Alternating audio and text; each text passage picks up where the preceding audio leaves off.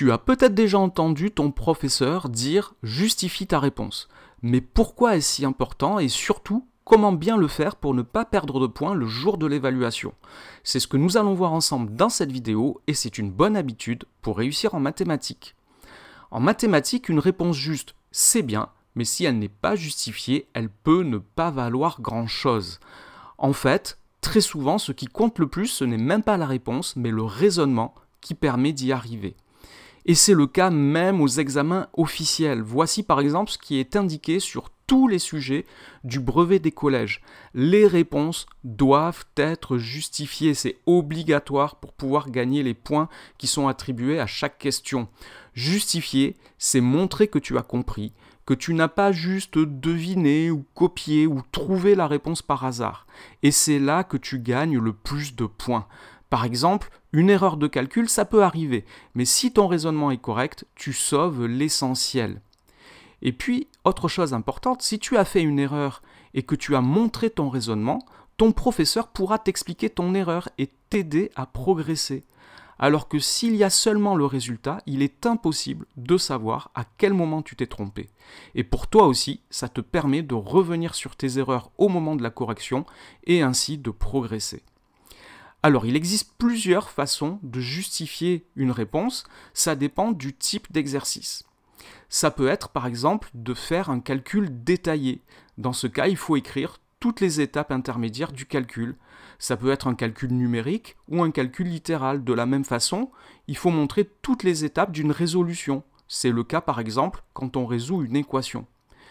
Ça peut être d'utiliser des propriétés et des théorèmes. C'est le cas par exemple lorsqu'on rédige une démonstration. Ça peut être d'expliquer en rédigeant. Dans ce cas, on formule un raisonnement avec des phrases claires. Ça peut être de laisser les lignes de construction apparentes dans une construction géométrique. Et oui, en géométrie aussi, il est important d'expliquer comment tu as fait. Les traces de compas, les intersections de droite et le codage montrent ta démarche.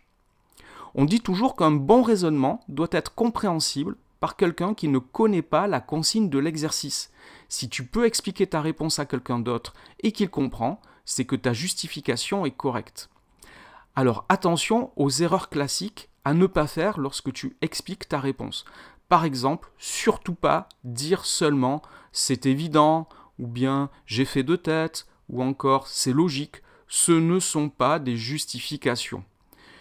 Une autre erreur à ne pas faire, c'est de sauter des étapes en te disant « oh, c'est trop long à écrire ». Si tu sautes des étapes, ce sera considéré comme une erreur de raisonnement. Au contraire, pour bien justifier tes réponses, il y a plusieurs choses qu'il faut faire. Tu dois être précis ou précise et exhaustif ou exhaustive donne toutes les étapes importantes de ton raisonnement. Ensuite, il faut organiser ton raisonnement, fais apparaître clairement les liens entre les idées. Il y a des mots de liaison qui sont très importants, ce sont les mêmes que ceux que tu utilises quand tu fais une rédaction en français. Si, alors, car, puisque, j'en déduis, ce sont des mots très importants pour t'expliquer. Ensuite, utilise les propriétés et les théorèmes de la leçon. N'essaye pas d'inventer une propriété, il faut apprendre et utiliser celles qui sont dans le cours. Une justification bien faite, c'est un peu comme une recette de cuisine. Chaque étape compte. Et surtout, si ton raisonnement est bon, même si tu fais une erreur de calcul, tu peux encore obtenir des points.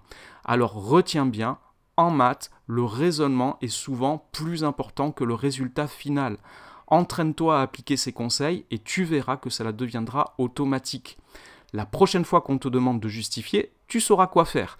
Et si la vidéo t'a été utile, pense à lui donner un like et à t'abonner à la chaîne. À bientôt pour d'autres conseils en maths.